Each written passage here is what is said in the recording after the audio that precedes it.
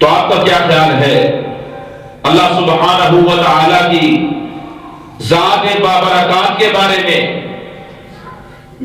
کیا وہ اپنے وعدے پر سچا نہیں ہے؟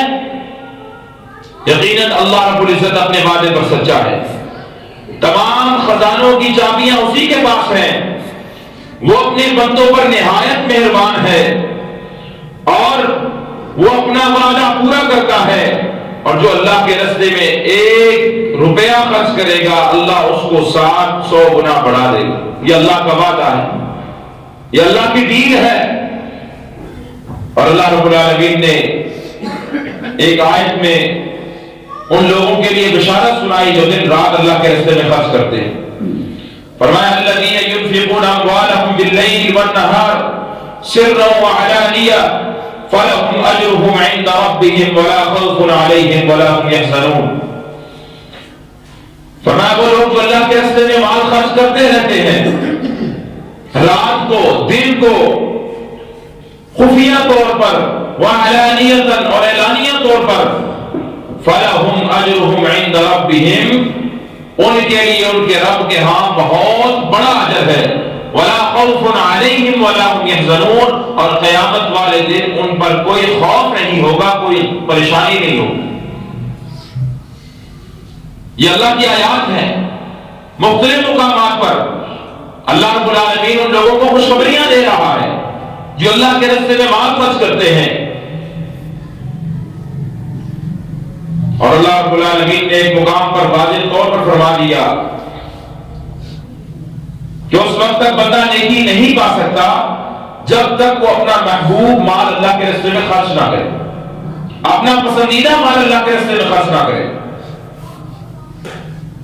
اللہ رب العالمین نے فرمایا لن تنالوا البر حتى تنفقوا مما تحبون وما تنفقوا من شيء فإن الله به عليم. فرمایا تم اس وقت تک ہرگز نیکی نہیں پا سکتے جب تک تم اس چیز میں سے خرچ نہیں کرو گے جو چیز تمہیں سب سے زیادہ محبوب ہے. اس وقت تک تم نیکی نہیں پا سکتے. اور جو تم خرچ کرتے ہو اللہ سے خوب جاننے والا ہے. یہ تمام آیات جو میں نے آپ کے سامنے رکھی ان کا ترجمہ کیا. پہلی آیت میں اللہ فرماتے ہیں جو لوگ خرچ کرتے ہیں ان لوگوں کا مال جب وہ خرچ کرتے ہیں اللہ اس مال کو 700 گنا بڑھا دیتا ہے. دوسری آیت میں اللہ رب العالمین فرماتے ہیں جو یہ لوگ آگے بھیجتے ہیں اجر و ثواب کی حیثیت سے اللہ اسے سنبھال کے رکھتا ہے اور قیامت والے دن اور دنیا میں انہیں بہترین طریقے کے ساتھ لوٹائے گا. اگلی آیت میں اللہ فرماتے ہیں جو لوگ اللہ کے راستے میں مال خرچ کرتے ہیں رات کو دن کو اعلانیہ طور پر خفیہ طور پر اللہ کے پاس ان کے لیے بہت بڑا اجر ہے اور قیامت والے دن انہیں کوئی پریشانی کوئی غم نہیں ہوگا. کہ اللہ رب العالمین نے قرآن مجید کے مختلف مقامات پر اس امت کو مال خرچ کرنے کا انفاق فی سبیل اللہ کرنے کا حکم دیا ہے, ترغیب دلائی ہے. اور صحابہ کرام نے مثالیں قائم کی ہیں. سیدنا انس فرماتے ہیں کہ سیدنا ابو طلحہ انصاری رضی اللہ تعالیٰ عنہ انصار مدینہ میں سے سب سے زیادہ مالدار تھے اور انہیں مال میں سے سب سے زیادہ جو محبوب تھا وہ ایک باغ تھا جو باغ مسجد کے سامنے تھا. رسول اللہ صلی اللہ علیہ وآلہ وسلم اس باغ میں جاتے اور اس باغ کا عمدہ پانی نوش فرماتے تھے. جب یہ آیت نازل ہوئی لن تنالوا البر حتى تنفقوا مما تحبون تو ابو طلحہ رضی اللہ تعالیٰ عنہ رسول اللہ صلی اللہ علیہ وسلم کے پاس تشریف لائے. آ کر کہنے لگے کہ اللہ کے رسول اللہ رب العزت قرآن مجید میں فرماتا ہے لن تنالوا البر حتى تنفقوا مما تحبون. تم اس وقت تک نیکی کو نہیں پہنچ سکتے جب تک تم اپنی پسندیدہ چیز اپنی محبوب ترین چیز اللہ کے راستے میں خرچ نہیں کرتے. ابو طلحہ کہتے ہیں میرا تو سب سے زیادہ محبوب مال میرا وہ باغ ہے، لہذا میں اس باغ کو اللہ کے راستے میں صدقہ کرتا۔ انہوں نے اس باغ کو صدقہ کر دیا اور آگے سے کہا کہ میں اس باغ کے بدلے اللہ رب العزت سے اجر و ثواب کا طلبگار ہوں، اور یہ مال میں اللہ رب العزت کے پاس ذخیرہ کر رہا ہوں، اللہ رب العزت کے پاس جمع کروا رہا ہوں، اللہ رب العزت مجھے یہ مال لوٹائے گا۔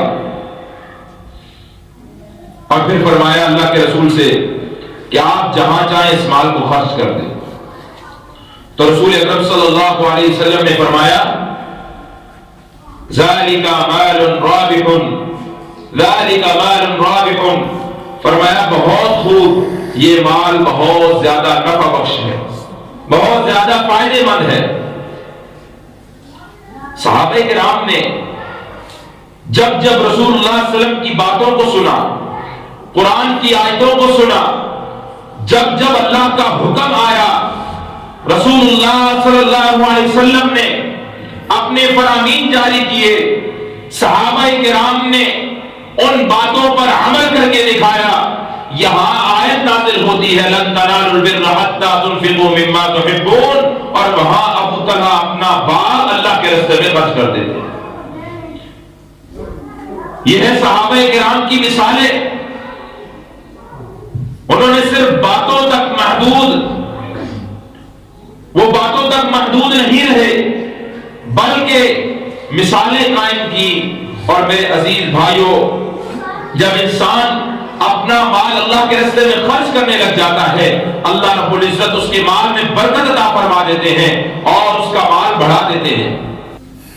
اور میرے عزیز بھائیوں،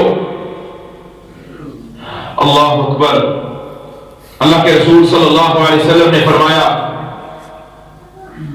ہر روز ہر صبح دو فرشتے نازل ہوتے ہیں، دو فرشتے نازل ہوتے ہیں، ان میں سے ایک فرشتہ دعا کرتا ہے اور دوسرا بد دعا کرتا ہے۔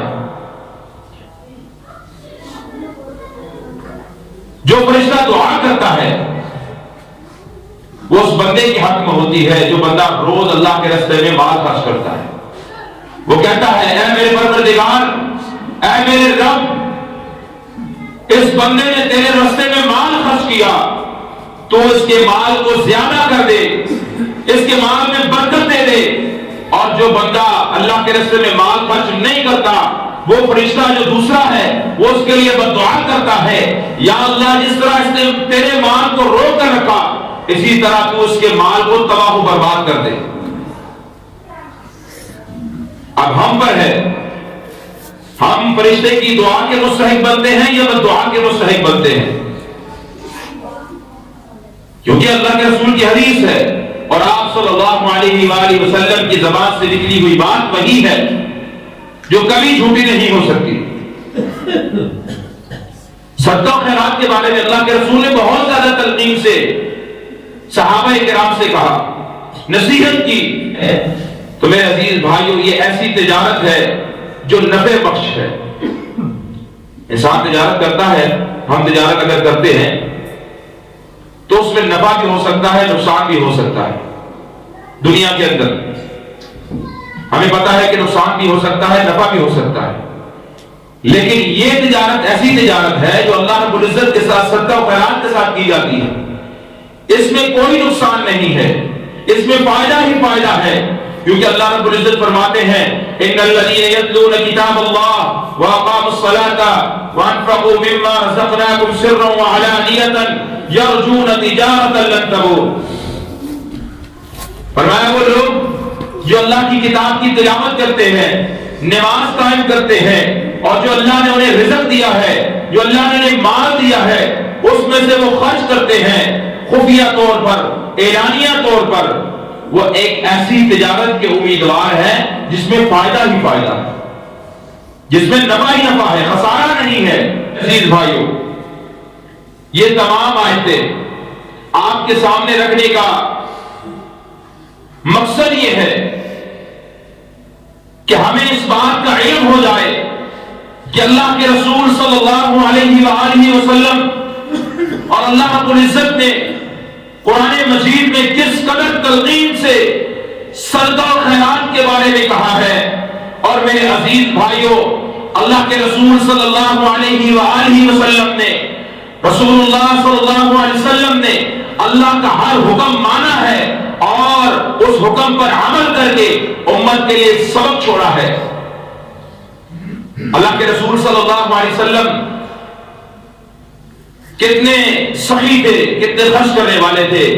ایک روایت بیان کرتا ہوں، صحابی کہتے ہیں کہ اللہ کے رسول صلی اللہ علیہ وسلم کے پاس ایک شخص آیا اور آ کر زیادہ بکریوں کا سوال کرنے لگا، تو اللہ کے رسول صلی اللہ علیہ وآلہ وسلم نے دو پہاڑیوں کے درمیان جتنی بکریاں تھیں اسے دے دی۔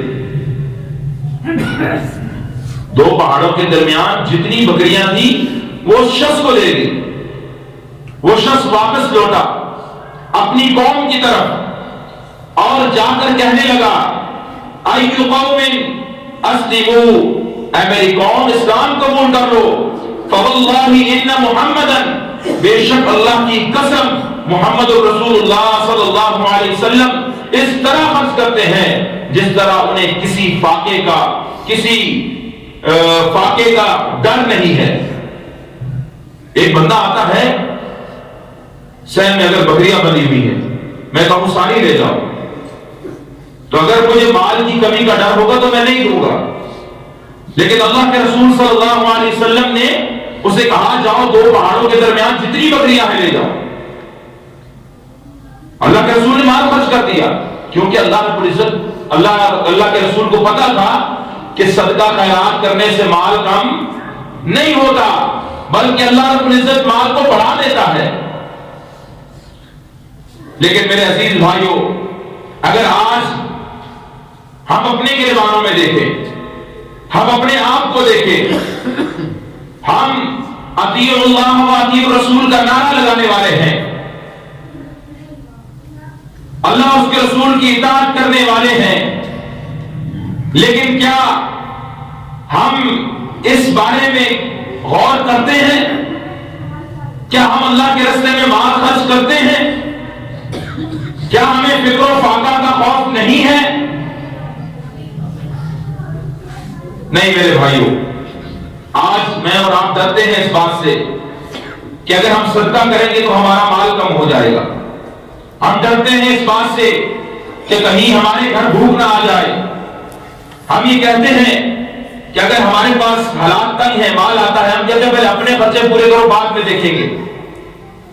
حالانکہ اللہ رب العزت فرماتے ہیں کہ تم مال خرچ کرو، میں تمہارے مال کو 700 گنا بڑھا دوں گا۔ اگر انسان کے حالات تنگ ہیں تو اسے چاہیے کہ وہ زیادہ خرچ کرے، کیونکہ اللہ اس کے مال کو زیادہ بڑھائے گا۔ لیکن ہم لوگ کیا کرتے ہیں، جب ہمارے حالات تنگ ہوتے ہیں ہم مال کو روک لیتے ہیں، حالات صحیح ہو جائیں پھر بھی روکے رکھتے ہیں۔ اللہ کے رسول صلی اللہ علیہ وسلم کے صحابہ، اللہ کے رسول صلی اللہ علیہ وسلم نے ایک مرتبہ صدقے کا حکم دیا۔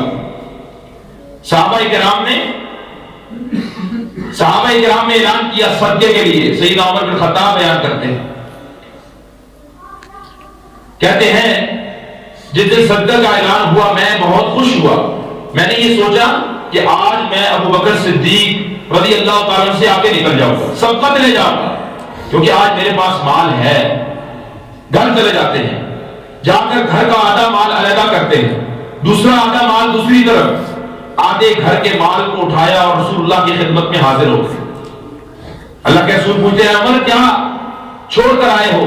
فرمایا اللہ کے نبی جتنا مال آپ کے پاس ہے اتنا ہی گھر چھوڑ کر آئے، اور خوشی محسوس کر رہے ہیں، سوچ رہے ہیں کہ آج میں ابو بکر سے سبقت لے جاؤں گا۔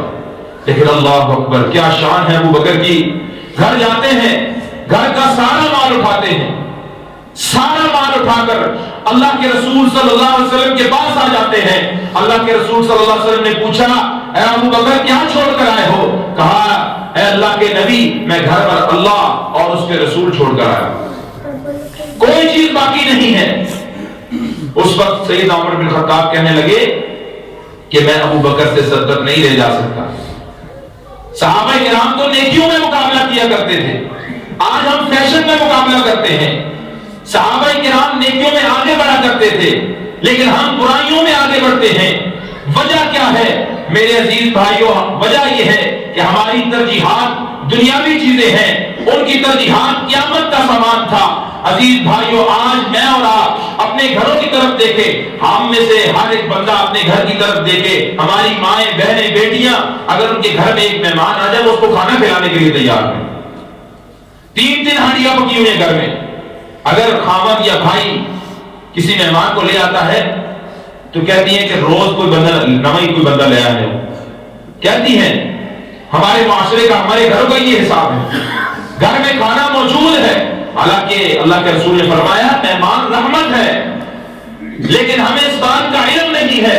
آؤ میں تمہیں واقعہ سناتا ہوں۔ رسول اللہ صلی اللہ علیہ وسلم کا ایک مہمان آ گیا، آپ نے فرمایا میرا یہ مہمان ہے، اس کی کون مہمان نوازی کرے گا؟ ایک صحابی کھڑے ہوئے، کہا اللہ کے رسول میں اس کی مہمان نوازی کروں گا۔ پتہ نہیں ہے کہ گھر میں کوئی چیز ہے کہ نہیں، لیکن انہیں پتا ہے یہ جنت کا سودا ہے، جنت کا سودا ہے۔ کھڑے ہو گئے، اللہ کے رسول نے کہا مہمان کو اس کے ساتھ چلے جاؤ۔ کیا خوبصورت اخلاق والی، کیا کردار والی ان کی بیویاں تھیں، اللہ ہو۔ گھر گئے، جا کر دیکھا بیوی انتظار کر رہی ہے، کھانا کھائیں اکٹھے آ کر۔ بچے رو رہے ہیں، کہنے لگے آج رسول اللہ کا مہمان آیا ہے، بچوں کو ویسے ہی سلا دو۔ بچوں کو ویسے ہی سلا دیا اور کہا آج میں اور تم کھانا نہیں کھائیں گے، اس مہمان کو کھلائیں گے، کیونکہ کھانا اتنا ہی تھا۔ کہا تم سارا سامان جب رکھ دو گی تو چراغ کے پاس سے گزرنا اور کسی بہانے سے چراغ کو بجھا دینا، چراغ بجھا رہے گا اور میں ویسے منہ ہلاتا رہوں گا تاکہ مہمان سمجھے میں بھی کھا رہا ہوں اور اللہ کے رسول کا مہمان پیٹ بھر کر کھا سکے۔ یہ ہے صحابہ کرام کی سوچ۔ اور ان کی بیویاں اللہ کی قسم خود بھوکی رہی، اپنے بچوں کو بھوکا رکھا، وہ صحابی خود بھوکے رہے، مہمان کو کھانا کھلایا۔ آج میں اور آپ اگر اپنے گھر میں دیکھیں تو ہمارے پاس سب کچھ موجود ہے، ہم کسی غریب کو، کسی مسکین کو، کسی مہمان کو کھانا کھلانے کے لیے تیار نہیں ہے، اللہ کے راستے میں مال خرچ کرنے کے لیے تیار نہیں ہے۔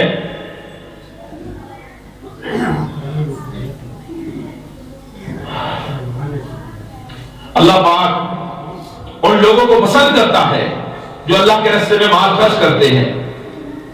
عزیز بھائیوں، ہمیں غور و فکر کرنی چاہیے، تزکیہ کرنا چاہیے اپنا۔ اگر ہم چاہتے ہیں کہ ہمارا مال کم نہ ہو تو ہمیں اللہ کے راستے میں مال خرچ کرنا ہوگا، غرباء، یتیم، مساکین، مدارس، مساجد کے ساتھ تعاون کرنا ہوگا۔ ہمارے حالات، ہمارے معاملات خود کھل جائیں گے۔ اور آج میں اور آپ یہ دیکھتے ہیں کہ ہمارے معاملات کیوں درست نہیں، ہمارے گھروں میں کیوں تنگی ہے، کاروبار میں کیوں تنگی ہے، سب یہی وجہ ہے کہ ہم لوگ اللہ کے راستے میں مال خرچ نہیں کرتے۔ اور روز فرشتہ آ کر یہ دعا کرتا ہے کہ اللہ اس بندے کا مال تباہ کر دے کیونکہ اس بندے نے تیرے راستے میں مال خرچ نہیں کیا۔